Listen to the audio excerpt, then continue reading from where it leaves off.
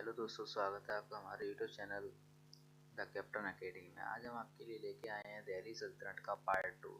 इस पार्ट में हम लोधी वंश से बात करेंगे। देखिए, लोधी वंश से पहले हमने सभी वंश के बारे में अच्छी तरह से जान लिया। अगर आपने पार्ट 1 नहीं देखा है तो डिस्क्रिप्शन में लिंक है, आप वहाँ से पार्ट 1 देख सकते हो और व्हाट्सअप ऐड कर सकते हो ताकि आपके पास तुरंत व्हाट्सअप पर लाइव क्लास वगैरह की नोटिफिकेशन आए और आप लाइव क्लासेस को देख सको।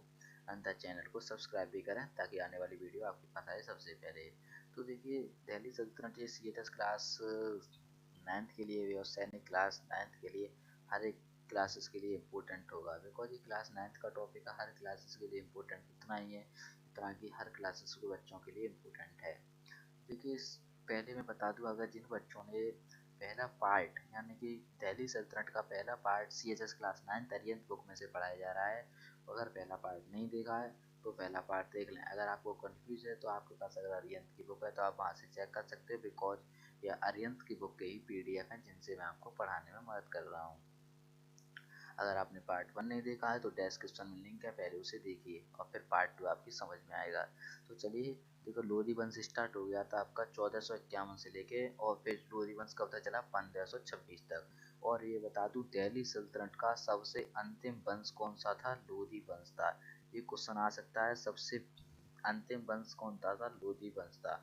और लोधी वंश के बाद ही फिर आए मुगल साम्राज्य, जो कि हम अगले वीडियो में और लाइव क्लासेस की फैसिलिटी में बात करेंगे। देखिए, मैं लाइव क्लास चलाने की कोशिश में था आज, बट किसी लड़के का या किसी बॉयज़ का रेस्पॉन्स नहीं आया, इसलिए मैंने लाइव क्लास कैंसिल की और वीडियो ऑफलाइन करने का प्लान बनाया।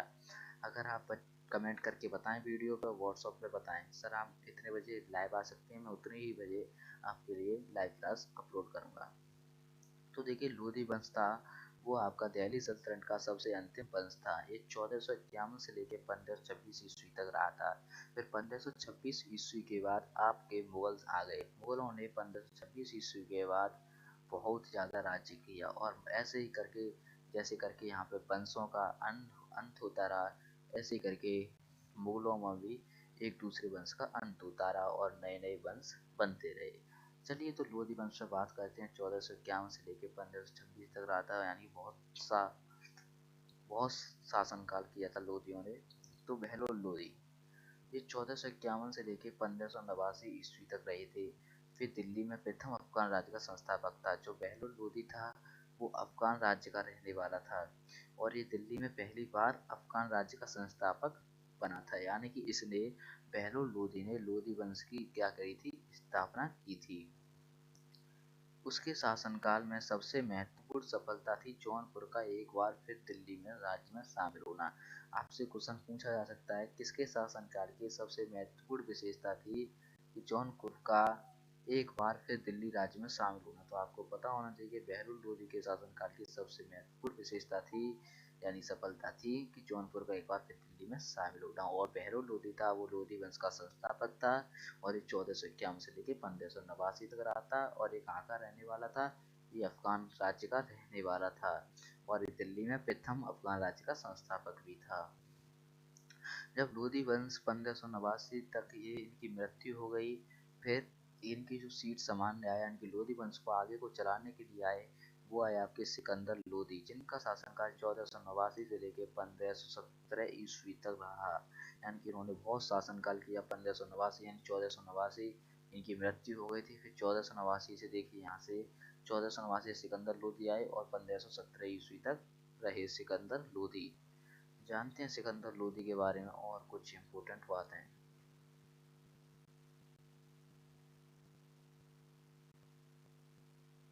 तो देखिए, जो सिकंदर लोधी थे वो 1489 से लेकर 1517 ईस्वी तक रहे थे। वह लोधी वंश का सर्वश्रेष्ठ आ सकता है। यह भी पूछा जा सकता है आपको, लोधी वंश का जो स्थापना की थी वो किसने की थी। तो आपको पता होना चाहिए, लोधी वंश की स्थापना इब्राहिम बहलोल लोधी ने की थी, लेकिन लोधी वंश का सर्वश्रेष्ठ शासक था वह था आपका सिकंदर लोधी। सिकंदर लोधी ने 1504 यानी कि 1504 ईस्वी में, ठीक है, 1504 ईस्वी में आगरा नगर की स्थापना की।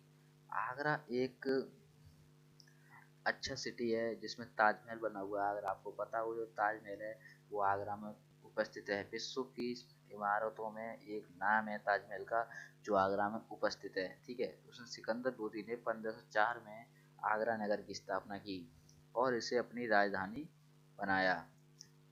इसने भूमि के लिए एक प्रमाणिक पैमाना गजे सिकंदरी का प्रचलन करवाया, और भूमि नापने के लिए कोई भी पैमाने आज चलते हैं, ऐसे ही करके इसने भूमि नापने के लिए एक सिकंदरी गजे गजे सिकंदरी मतलब अपने नाम के ऊपर एक पैमाना बनाया भूमि नापने के लिए।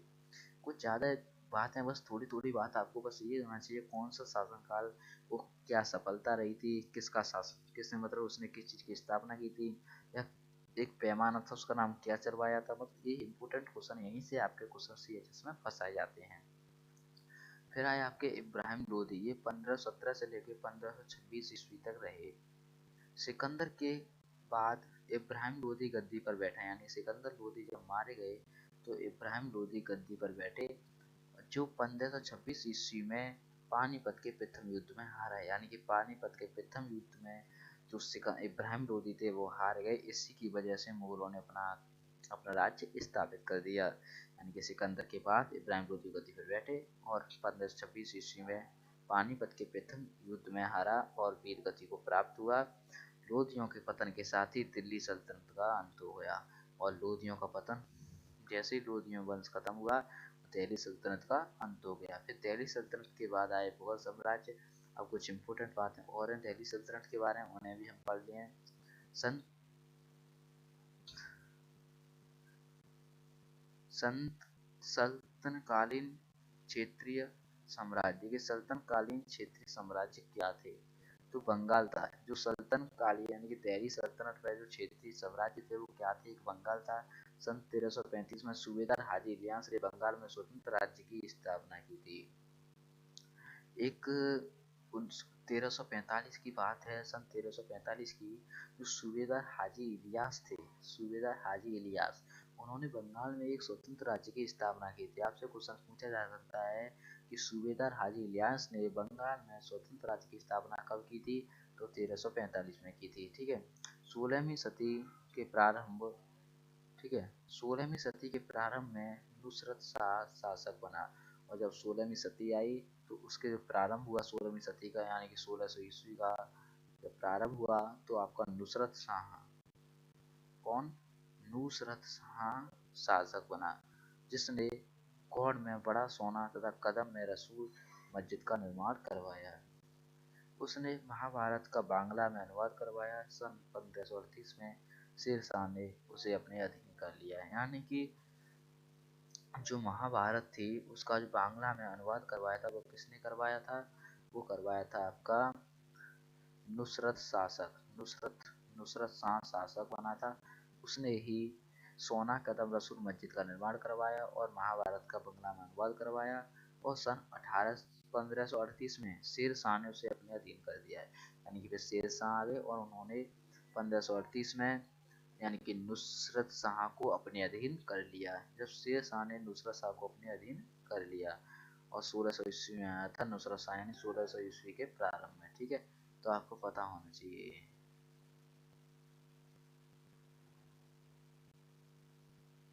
ओके, चलिए आगे की तरफ चलते हैं।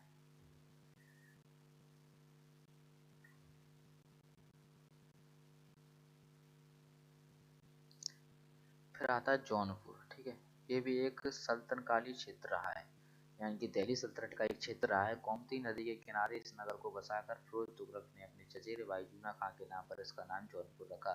देखिए, ये जौनपुर है वो गोमती नदी के किनारे। आपसे क्वेश्चन पूछा जा सकता है कि जौनपुर किस नदी के किनारे है, तो आपको पता होना चाहिए कि जौनपुर है वो गोमती नदी के किनारे है। और इस नगर को बसाकर फिरोज तुगलक ने इस नगर की जो स्थापना की थी वो फिरोज तुगलक ने की थी, और अपने चचेरे भाई जूना खां, यानी कि फिरोज तुगलक के चचेरे भाई थे जूना खां, उनके नाम पर ही जौनपुर, इस जगह का नाम क्या पड़ा? जौनपुर पड़ा। मलिक सरवर यानी कि मल उल सर्क का नाम मक सूबेदार ने इसे स्वतंत्र राज्य में रूप में स्थापित किया एवं सिकंदर लोदी के इसे अपने राज्य में मिलाया। देखिए, जो जौनपुर नाम रख गया था, फिर एक मलिक सरवर आए थे, मलिक सर्व नाम सूबेदार थे, जिन्होंने स्वतंत्र राज्य रूप स्थापित कर दिया। यानी कि क्या एक स्वतंत्र राज्य इसे स्थापित कर दिया। इसके बाद जो सिकंदर लोदी था उसने इसे अपने राज्य में मिला लिया था।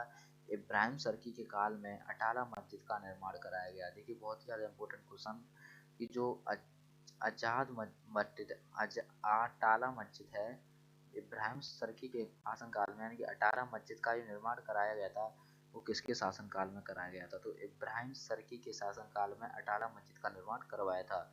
जौनपुर भारत के सिराज नाम से प्रसिद्ध है। जौनपुर है भारत के किस नाम से प्रसिद्ध है? तो आपको पता होना चाहिए कि जौनपुर है जो भारत के सिराज नाम से प्रसिद्ध है। फिर आता है आपका कश्मीर।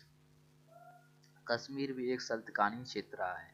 1339 में शमसुद्दीन ने इसे स्वतंत्र राज्य बनाया और जो 1339 में शमसुद्दीन थे उन्होंने कश्मीर को एक स्वतंत्र राज्य बनाया। 1586 ईस्वी में अकबर ने इसे अपने राज्य में मिलाया था और 1586 में जो कश्मीर है उसको अकबर ने अपने राज्य में मिला लिया था। ठीक है।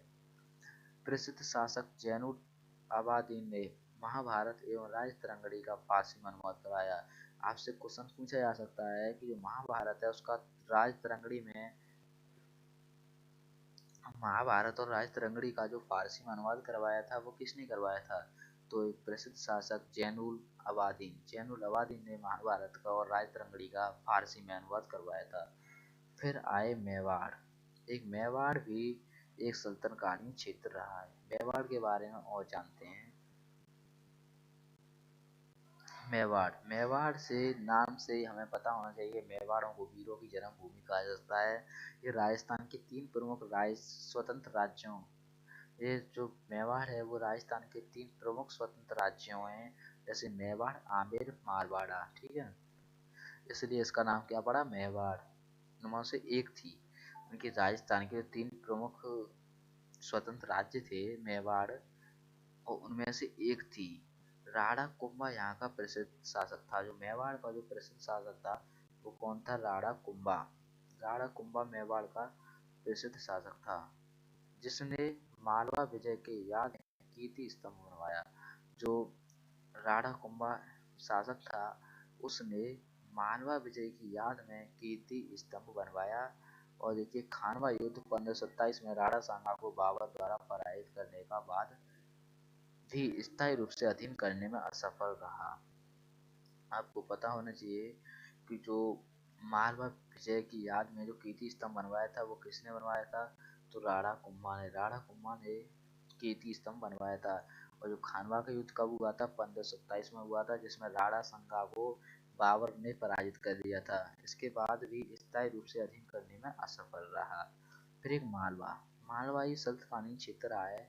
1398 ईस्वी में सूबेदार दिलेवर खान ने स्वतंत्र राज्य किया।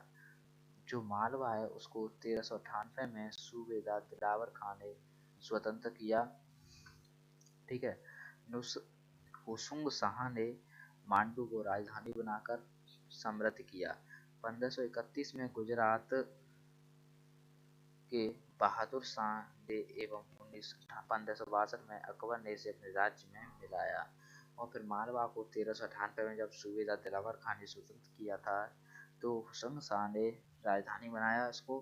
और 1531 में गुजरात के बहादुर शाह ने 1562 में अकबर ने अपने राज्य में मिला लिया। यानी कि दोनों शासकों ने इसे, एक ने 1531 में फिर 1562 में अपने अपने राज्य में मिला लिया था।